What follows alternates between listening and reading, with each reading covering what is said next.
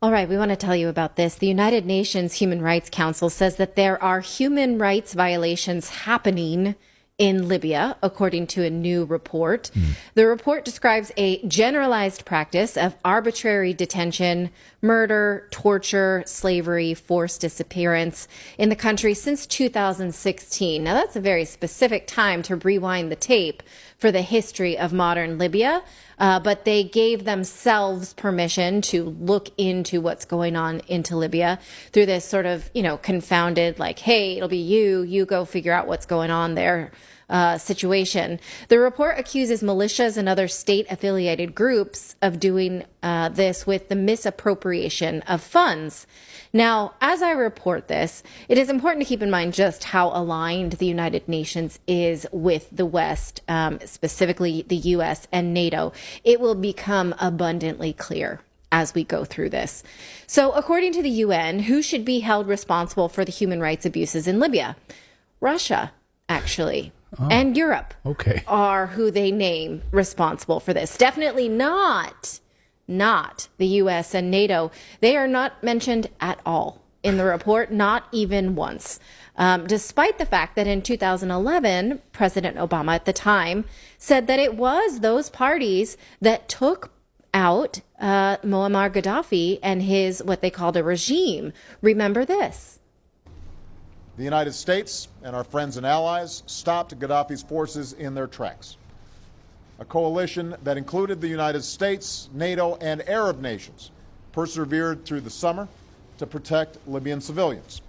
And meanwhile, the courageous Libyan people fought for their own future and broke the back of the regime.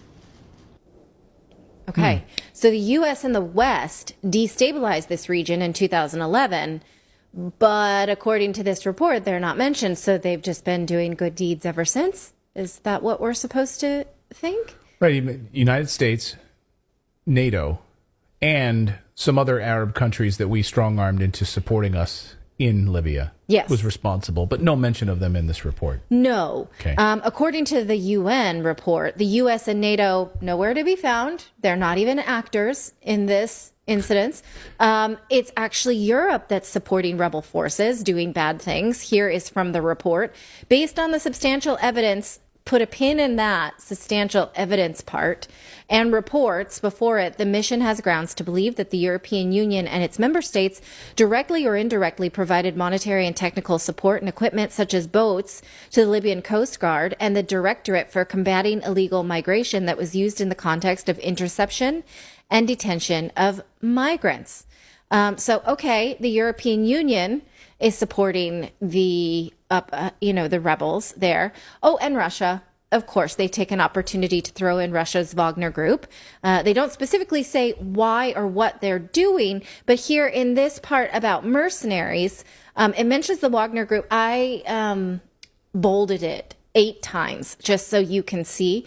I'll read you just the first part. It says, again, put a pin in this, evidence collected. It says, evidence collected by the mission allowed it to make findings in relation to allegations of international law violations by the Wagner Group, agents in southern Tripoli during the armed conflict in 2019 and 2020. The evidence demonstrated a heavier than initially calculated contamination of exploded Russian-made ordnance and commonly used Wagner landmines and other military explosive in manifestly civilian areas. Scroll down a little bit, one more sentence. The mission also confirmed the placement of military explosives in homes, inside sofas, and bathroom fixtures, for example, and other civilian areas, which led to death and injury of civilians. So they said they have evidence of these explosives and mines being in, say, sofas or bathroom fixtures. Well, how do they know? What is that evidence? They tell us what their methodology is for this report. They just did interviews. I bolded the parts here that are important. It says, since its establishment, the mission has carried out more than 400 interviews, primarily with witnesses and victims, and collected more than 2,800 discrete items of information. A large portion of the items was in the form of reporting, meeting notes, and that kind of thing. So they weren't actually a lot of evidence collecting. It was mostly speaking to people. The last one here says the mission undertook 13 missions, which were conducted during the last mandate extended period, where they actually went to Tripoli and they went to Benghazi. So without too much, actually on the ground reporting and mostly just speaking to these people, how do they know who made these bombs? How do they know who planted, do people who have been victims of bombs in their couches and bathroom fixtures generally know who made the bombs that were posted there? Or it's probably the same group who investigated the pro-Ukrainian group. They just know. They just know, yeah, right? Therefore, no need to really investigate further. Yeah. We just know. We just have a feeling we know who it is. Right. They're saying they obvious. didn't. It's obvious. They're saying they didn't go to these crime scenes. They collected some artifacts, which we don't really get a sense of what they are, and they interviewed people. So how can they say for sure who did it? I'm just curious. Because, I'm remembering the report we did last year about the Uyghurs, where the United Nations didn't actually go there and see things. They presented us a whole report based on Google Images. So forgive me for being a bit cautious about these United Nations reports. That's not to say Russia doesn't have an interest in Libya or may not be doing these things, but Russia absolutely does have an interest in all of Africa. But I'm asking a question, how do we know that? And I don't have answers from having read this report. Now, the report details all manner of human rights abuses, including torturing gay people, capture of journalists and lawyers, harming children, enslavement, arbitrary detention. We are not disputing that these things happen. What we are disputing is how did Libya come to this and who we think is responsible. Well, when Obama announced the death of Gaddafi, he said this. Good afternoon, everybody. Today, the government of Libya announced the death of Muammar Gaddafi.